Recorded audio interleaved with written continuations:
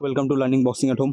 আজকে আমরা শিখবো পিভট স্টাইল কি করে মারতে হয়, হ্যাঁ পিভট স্টাইলের সাথে পাঞ্চ কি করে অ্যাক্টিভ রাখতে হয়। তো আজকে আমরা ফেক জ্যাব ফেন্ট জ্যাব মেরে আমরা পিভট করে আপার কাট ক্রস, ফেন্ট জ্যাব পিভট আপার কাট ক্রস, এটা আজকে আমরা শিখবো। এটার জন্য তোমাকে সবার আগে তোমার গার্ডটাকে সঠিক রাখতে হবে। তোমার গার্ড যেমন এলবো দিয়ে তোমার লিভার গার্ডকে রাখতে হবে, এদিকেও এলবো দিয়ে তোমার লিভার গার্ডকে রাখতে হবে।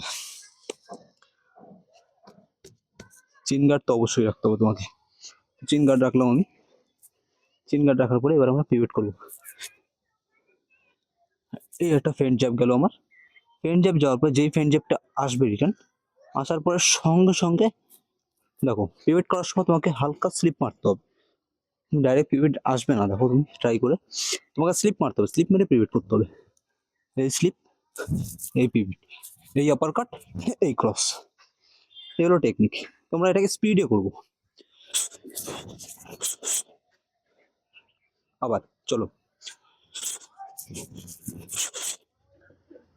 এইভাবে আমরা পিভটের সাথে পাঞ্চগুলোকে প্র্যাকটিস করব।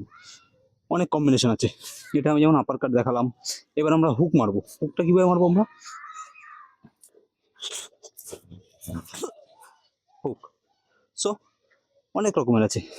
You want to try on this? চলো আজকে আমরা uppercut, cross and hook শিখলাম।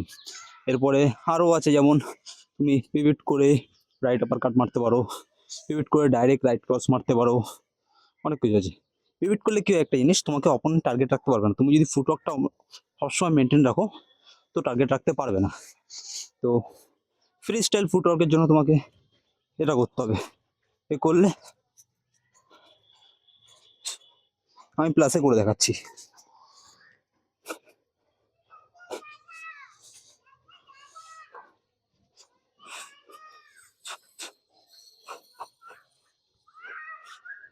এটা হচ্ছে ফ্রি স্টাইল পিভট।